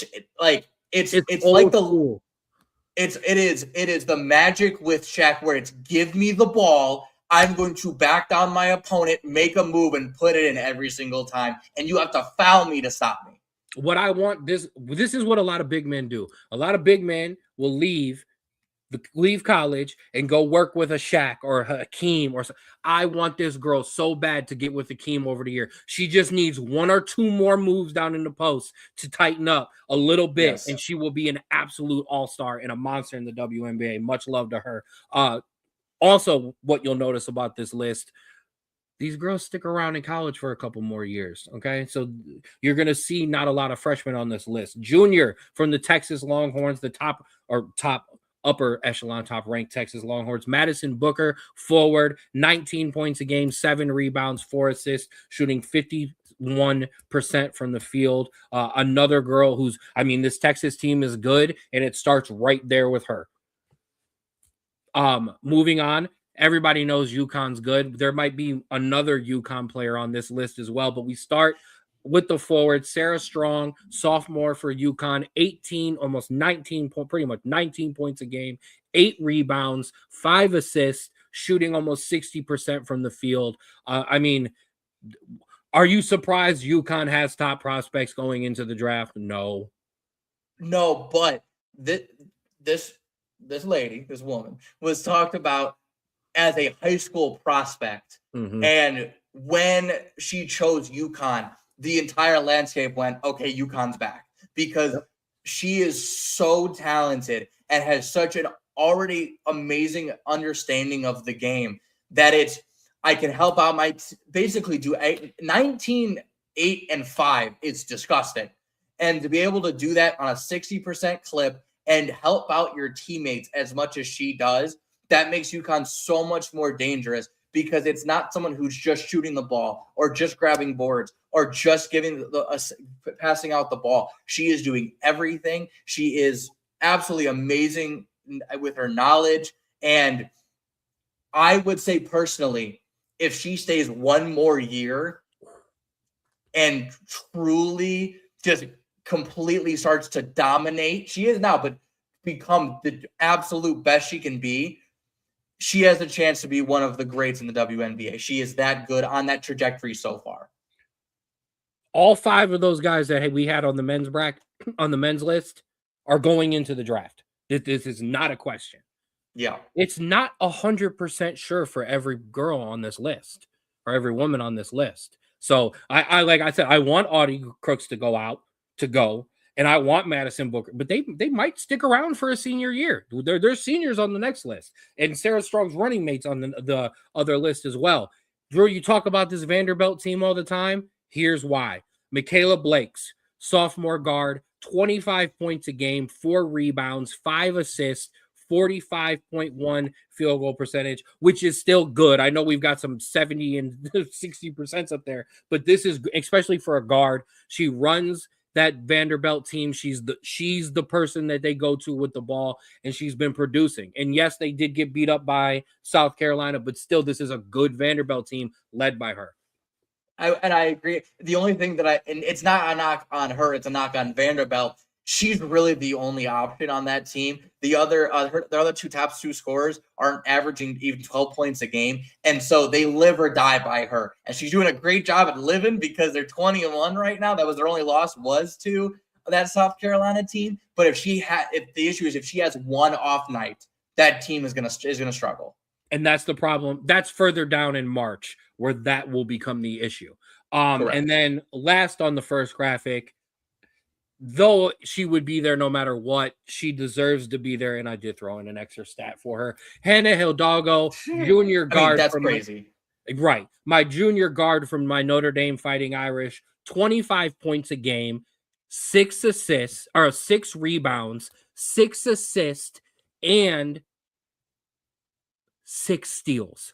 That 6 steals is insane. 25, 7, 6, and 6 is nuts. She is an absolute stat machine. She is the heart and soul, and she's pretty much all we got on this Notre Dame team, which is why there has been a struggle in terms of record. I don't think there's a problem with us making the tournament, but we're not ranked. We're kind of just there. I think we received the second most top 25 votes. Sorry. The most votes out of any team not ranked in the top 25, but it's all her. No, I agree. I would say you're a little bit more well-rounded than Vanderbilt, but I think the defense is a little more lacking on the Notre Dame side, which is, I think, why Vanderbilt's been winning these games and you haven't been winning the big ones. And you would see that and you would say, well, okay, well, her stats line up with Michaela. Hannah's a little smaller. She's a little undersized on the guard size. It's hard for her to always get up shots when they matter, when the entire defense is collapsing, and she doesn't have the person who's on the next graphic with her anymore. Speaking of which, so shout out to these 5 ladies. I got 5 more.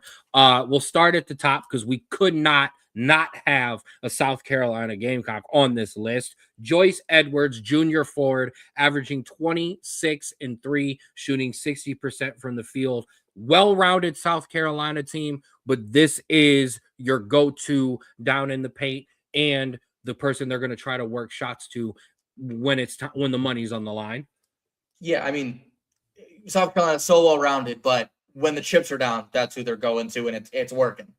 And the only other person that misses her more at Notre Dame is Hannah Hidalgo, although reports where the relationship wasn't great between them. Olivia Miles, senior guard for TCU, doing what she does, averaging 19 points a game, 7 rebounds, 7 assists, 50% from the field. Damn, we miss her. That's who you need. You need someone to rebound. You need someone to pass the ball off to Hannah, and you need someone to get the ball from Hannah when she's double teamed. That's what you're missing. And shout out to TCU through the portal, and then with Haley Van Lith has put that program back together and has made a name for themselves on the women's side. A team that's normally great on the men's side will flip over to the women's side for the Florida Gators. Sophomore guard Liv McGill, 23 points, 5 rebounds, I basically should say 23, 6, and 6, shooting 43% 58% from the field.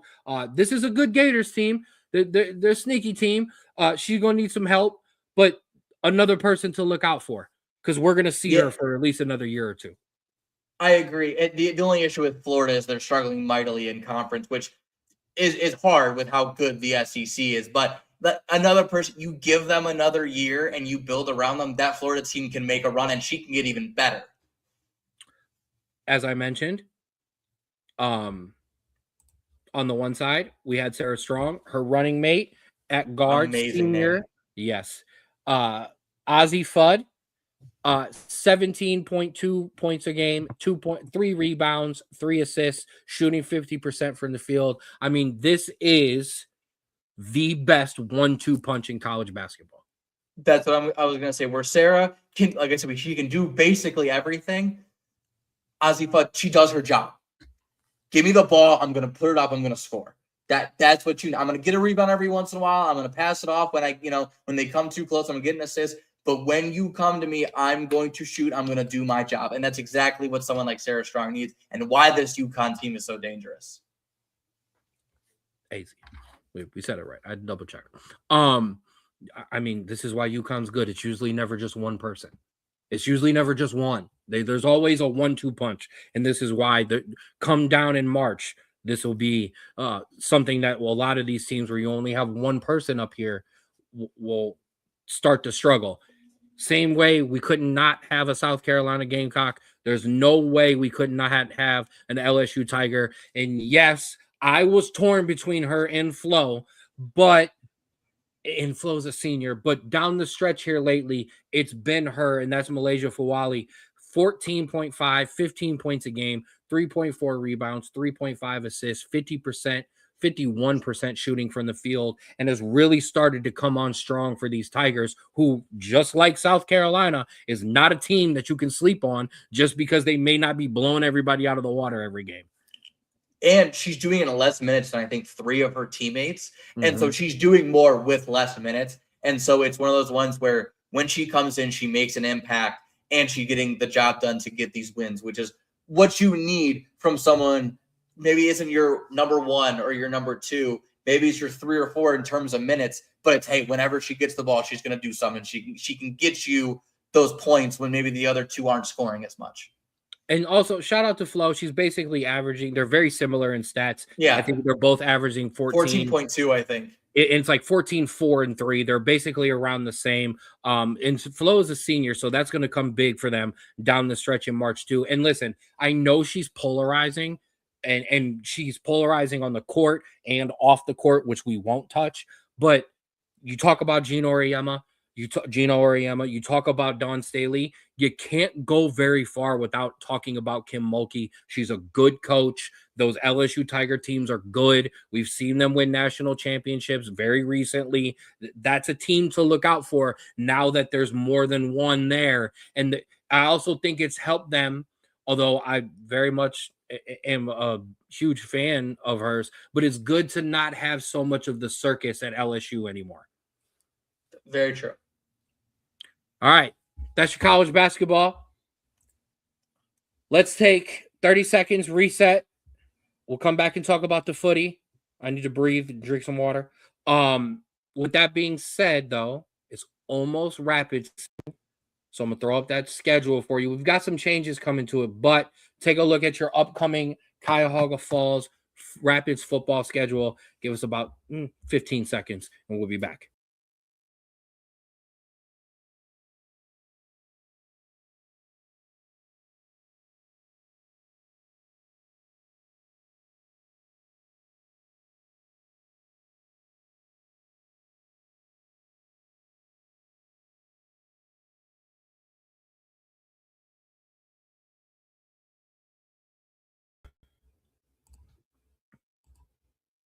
All right.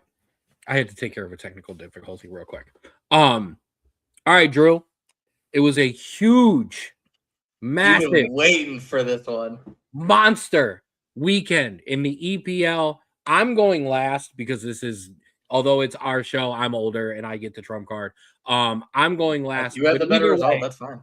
Either way, give us the big results of the weekend. And I want to give a shout out before you get to it. To Pops and to Nady, we got your teams. You'll be in regular rotation here, so we can laugh at you and make fun of you. Yeah, no, listen, we're gonna put you up, but that doesn't mean we're gonna be nice. Yeah, let's get started. Obviously, we'll do you last. I'll go first.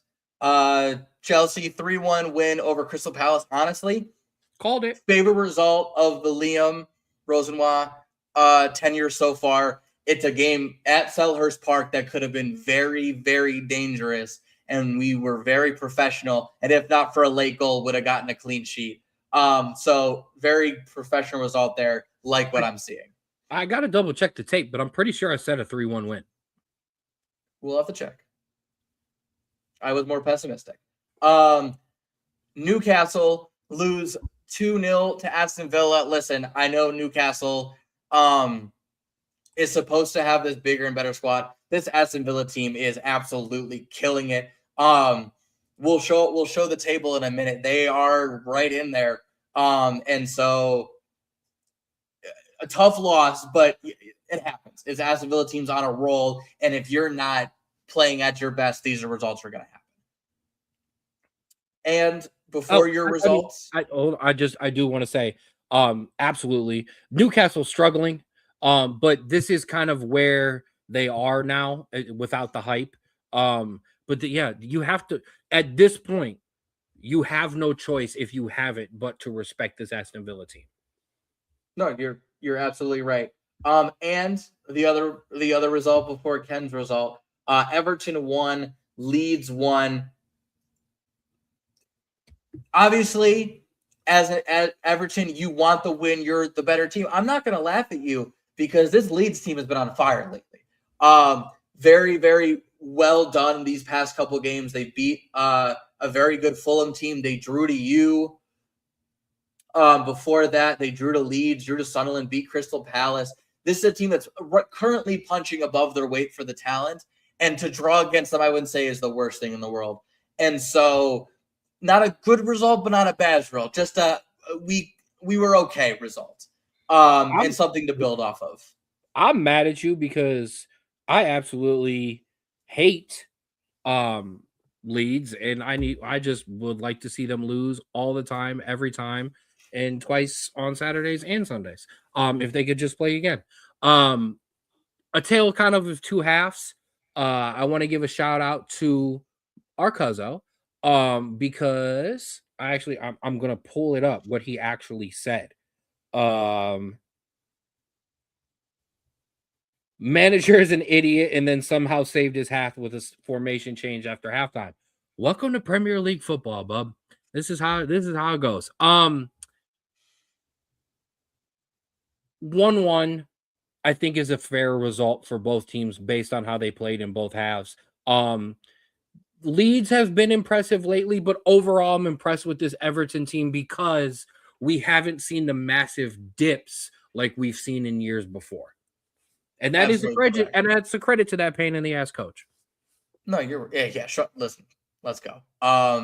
And finally, Ken, we talked about it last show. I said you were on a roll, but this is a much more difficult opponent because there was no rivalry involved. The team was better statistically, like more than City. There's no emotion involved in that sort of place. You were on the road this time,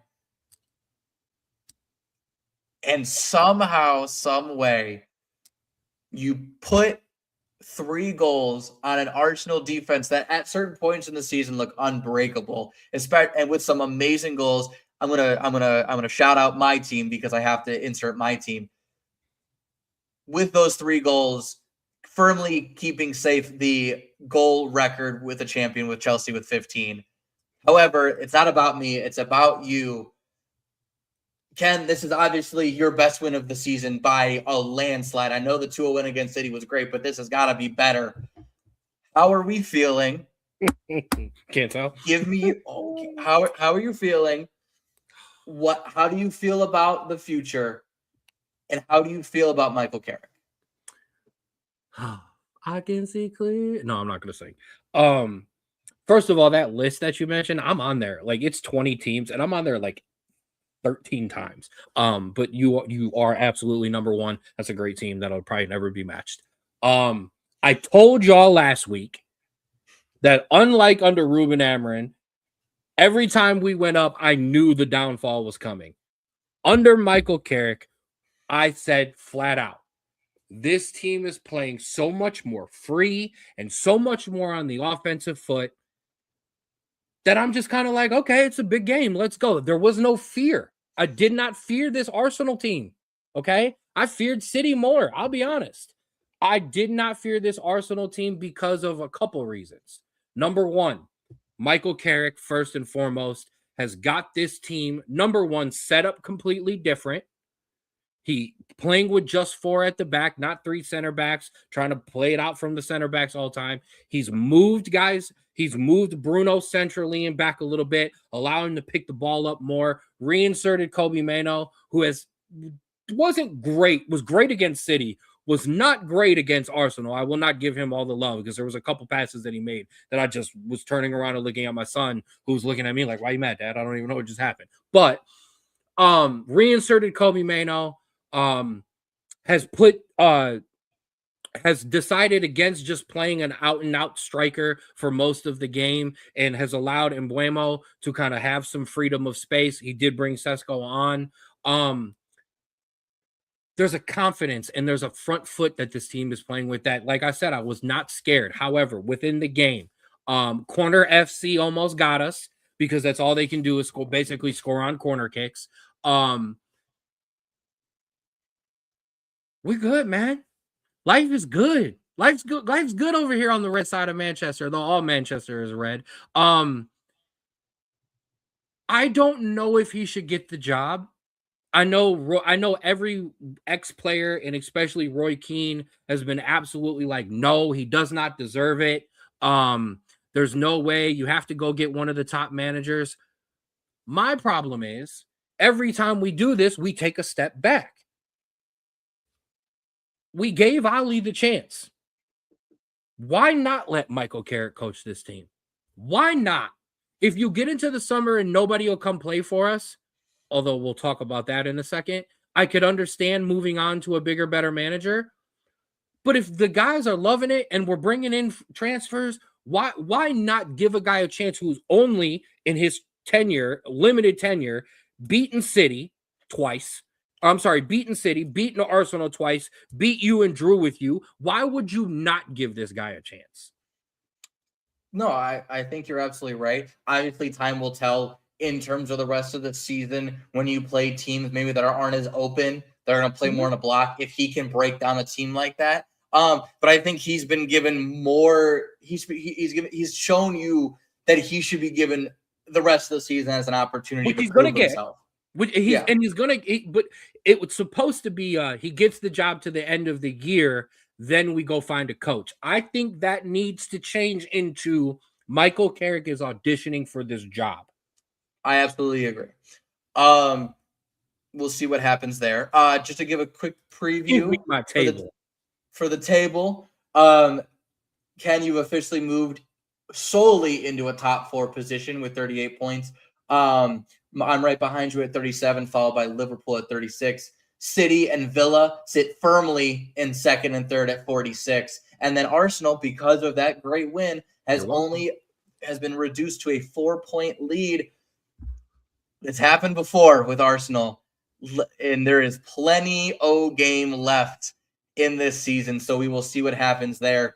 Scrolling down to the bottom, Wolves sit at 8. Hey, had gained a lot of points and a line of points back to making kind of close, but still not great. Burnley with 15, West Ham with 20, and Nottingham Forest at 25. It's looking like it's spacing out in terms of the bottom 3, but listen, 2 results go one way or the other, and West Ham could be right back into kind of pushing to save themselves. So a lot of season to go. That's and I'm going to go back to the top after, but that's the problem. The unluck that has been for West Ham, they've put multiple good performances in 3 points in a row, but everyone else above them has been able to basically pull out enough results to kind of keep that gap there, or they should have been closed the gap even closer. I know 5 points is not a huge gap, but still, I mean, when you start to get into past this January transfer window, and you start to get into February, and you start to get into the warmer months, that 5 points feels like 100 points. No, you're absolutely right. However, I will say, Nuno, I forget his name. He coached Wolves, and then back in the day, Nuno Espirito. Yes, he took up this West Ham job in September after they fired Graham Potter, and it took him a minute, but we're starting to see this West Ham team come together, and they put 3 wins in a row together, including the FA Cup, and so I think they've given themselves a fighting chance. And the reason what they can ask for. Absolutely. And the reason being, minus Leeds, Crystal Palace, besides the losses from last year, now lost their best center defender, gonna take a dip in form. Spurs are gonna Spurs.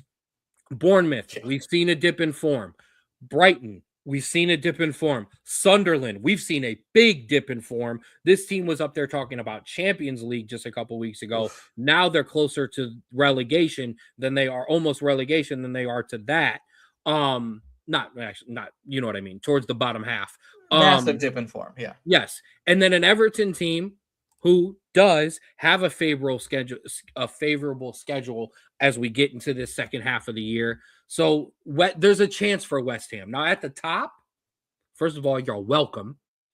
Secondly, this is very much we'll relate it back to the NFL for our NFL. This is very much Sam Darnold. This is very much not even Sam Darnold. I mean, even bigger than that.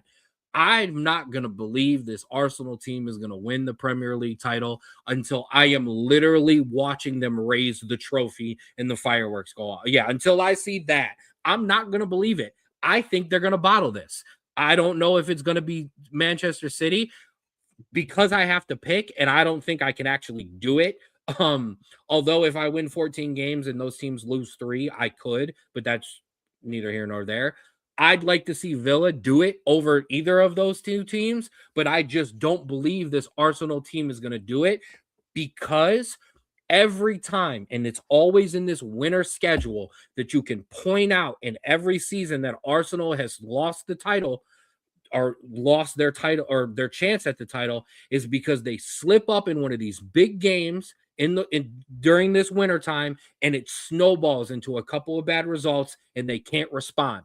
I believe I just gave them that first result that will start the snowball that is this team crumbling, and I couldn't happen to a better person or better team, a better coach, and better fan base, because I'm going to be honest with you, and I may sound like a jackass here, I don't think I've met an Arsenal fan that I like.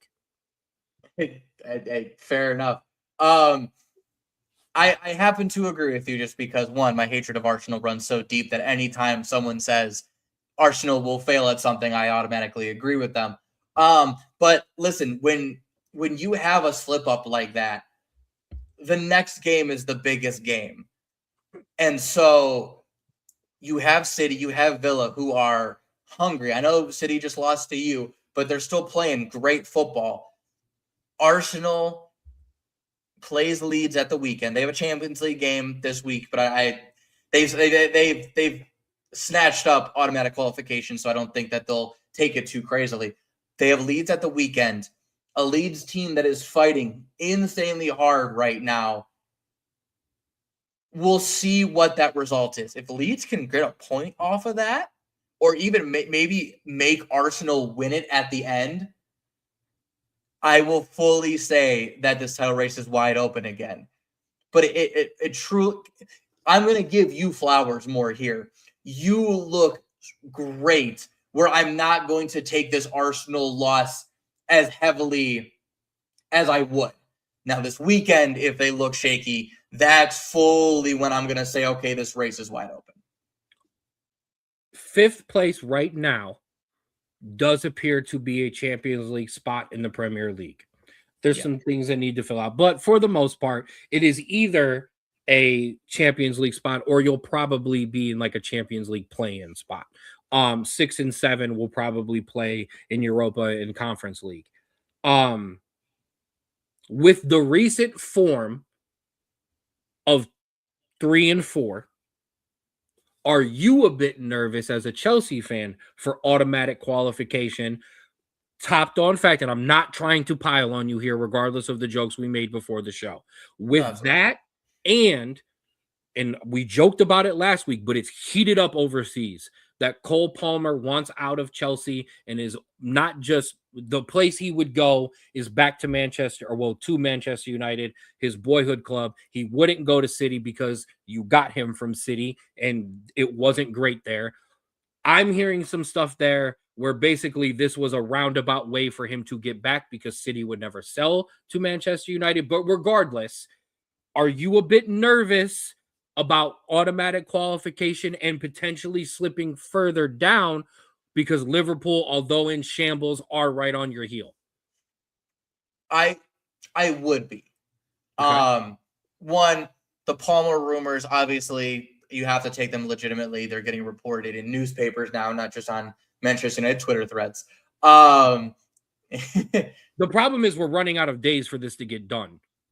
Absolutely. If it would to happen in January, which for the most part it's being reported. Think it would. No, for the most part, and I should have preferenced this even last week. This is being reported for during the summer. I agreed. And my thought is, right, the reason why we had this dip in form is truly, and I truly believe this, because Enzo Maresca was not happy. And it truly felt like he was not putting his will into the team, and the team wasn't, and was reflecting that. This team, regardless of the manager, just the collection of players, are very, very strong and very resilient. You have a coach now that is putting his system in that is, it seems like he is having the time of his life coaching this team, which it feels weird because usually we have top coaches that just like love the game. This guy looks like he is loving the opportunity, and he's also coaching really well. And this is now becoming a team that is getting experienced with these tough scenarios and getting results from them. And so when I look at the area, right, United looking great, but it's not guaranteed that this run of form is going to continue because we all know about post-manager highs. It's still United. This Liverpool team has been up and down all season and could have like 2 games where they blow it. And Fulham, while I understand that Fulham has had a great run of form, I don't trust them to continue it the rest of the season. And it's why I didn't mention them. And so if I'm looking at these 3 teams in there, I would bet on myself to have the most consistent run of form the rest of the year and eke out that 4th spot. I first of all, Michael Carrick ball is going to get you, but that's the last half of your point. The whole front half I agree with. You don't look like the same team. There's a different step in that Chelsea team now, and not saying they didn't like the manager, but the manager being that unhappy absolutely has an effect on his team. Question for you, and I'm not trying to harp on this because we're not going to talk about it much more until we get to the summertime. Thank you. A manager being upset disrupts the locker room and the dressing room. So does an unhappy star player. Would you rather Cole Palmer come out and just say it? Yes, in the summer, I would like to go to Manchester United. I'm focused on the rest of my year at Chelsea. Or would you rather him kind of not say anything and allow this to keep swirling? In all honesty, I think you need an answer one way or the other, and then you need to act accordingly. Because listen, you want to go, absolutely understand. You're not playing a single minute the rest of the year because I don't need that distraction on my team. And I know he's talented and I know he's great, but the fiasco that Eden Hazard created with am I going to leave? Am I not going to leave? Really didn't matter because 1, this guy was a Chelsea legend, and 2, the team wasn't focused on the league or a Champions League. We were winning Europa against Arsenal. That it was a whole separate scenario where it was an aging team just trying to win what they could with the talent they had. This Arsenal is a very the whole segment. Oh, Absolutely. This is a while I said experience previously, it's still a very young team that I think with that distraction could be very much dissuaded, as we just saw with the Enzo Maresca situation. And so I have to get a straight answer out of you, and I'm going to act accordingly because, listen, I'm focused on long term here, and I can't have you as a distraction telling people you're going to United while playing for us, because the fans are then going to start to boo you. You're not going to get a good response out of the players anymore. It's going to create so much toxicity because from what I've seen from this Chelsea team, that is a core that wants to succeed as a group together. And if you're not in there, you're out. It's the same reason why I praised Enzo Fernandez for kind of taking shots at Mason Mount, because that shows this is a core group that if you're not in, you're out. First of all, leave Mason Mount alone. Never. So for you, it's you're staying, you play. If you're leaving, you won't. I worry if that could then mess up the dressing room. And it also has to be handled correctly because he could just lie to you and say he's going to stay. I would take him the contract extension and I would say, let's make this work. And if he won't make it work, then you know what it is. And then you go. I absolutely agree. See, I was going to bring you in. So you still think you'll finish in the top 4, black and white for you on Cole Palmer. I like that. Well, if you take out the first 34 minutes, it would have been a quick show. My bad. Real quick. At the weekend, West Ham traveled to Chelsea. Nothing less than 3 points there. I don't care how Nuno plays the guy. You need a win there. Everton traveled to Brighton. That's a big test, middle of the table. It's where are you? Where are you in your development? Yep. How are your players going to play? Newcastle at Liverpool. Listen, I know Newcastle just had a bad result. This Liverpool team this year, at least, is always up for kind of a letdown. You could definitely win that game. But Liverpool could also put it on you. You want to start to gain some momentum, Newcastle. This is a big start. Yeah, and Liverpool need to show that they shouldn't sack on a slot. Because honestly, I would not be surprised. And then finally, Fulham travel to United. I know we just talked about this great win. Fulham team, very hot lately, very disciplined team. This is going to be interesting to see because the crowd's obviously going to be up for you at Old Trafford because of these wins. This is a test. It's a different kind of test, but it's another test for Michael Carrick to get 3 points here. I'm more nervous. I'm more nervous for this Fulham game than I was for the Arsenal game. Because you're expected to win this game. Exactly. And I know Fulham are technically right up there in the table, but we're expected to win based on the players that are on the field. Yeah, I'm a little bit nervous for this one. However, and this is, I forgot what the exact reason I said, but 2 weeks ago, I needed the preview to bring it back. I know what I'm getting out of this team. Yeah. That's why I wasn't nervous against Arsenal, and I'm only so nervous against Fulham.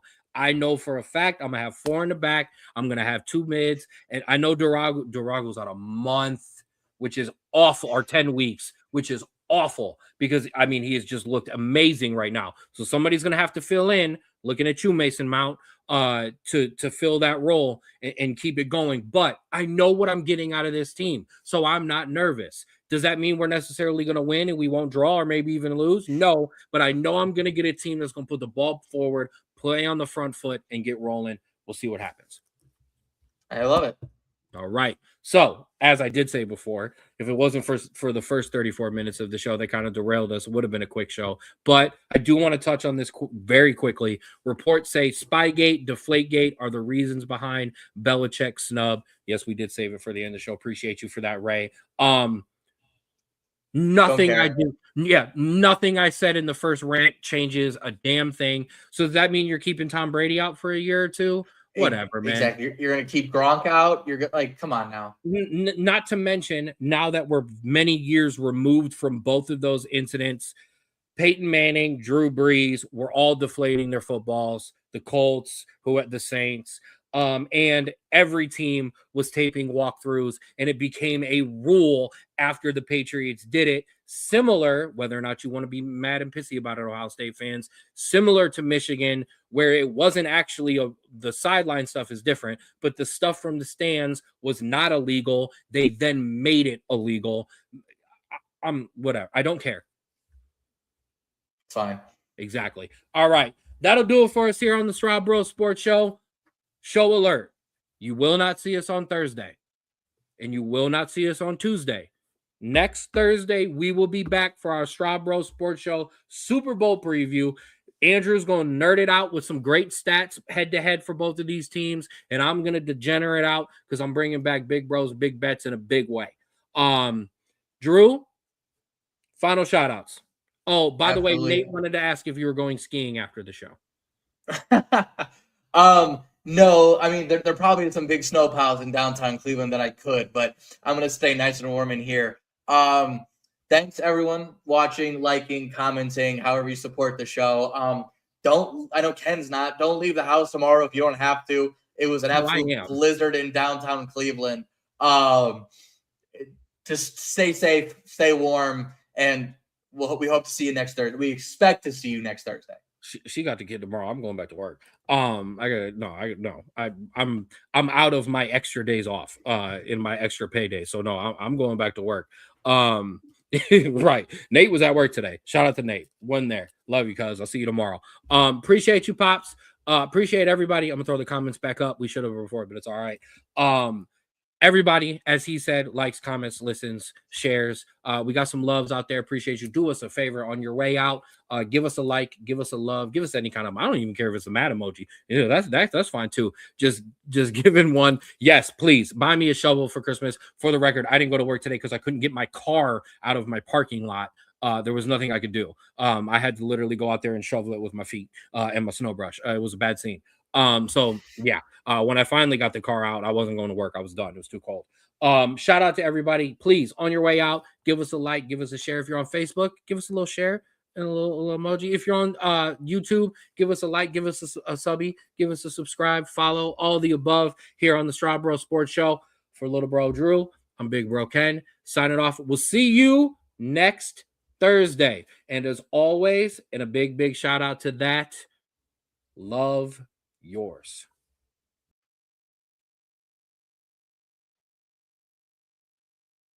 Just gonna keep me on. We just gonna. All right, I'll stay on. We'll ramble. Why not? No. See you, everybody.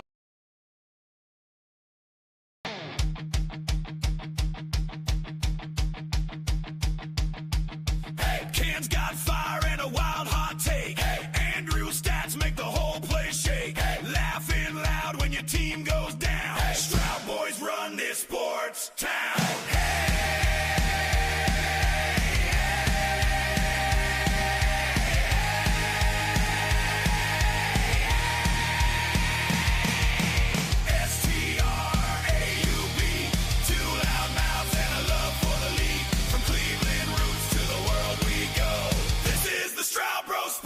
Show.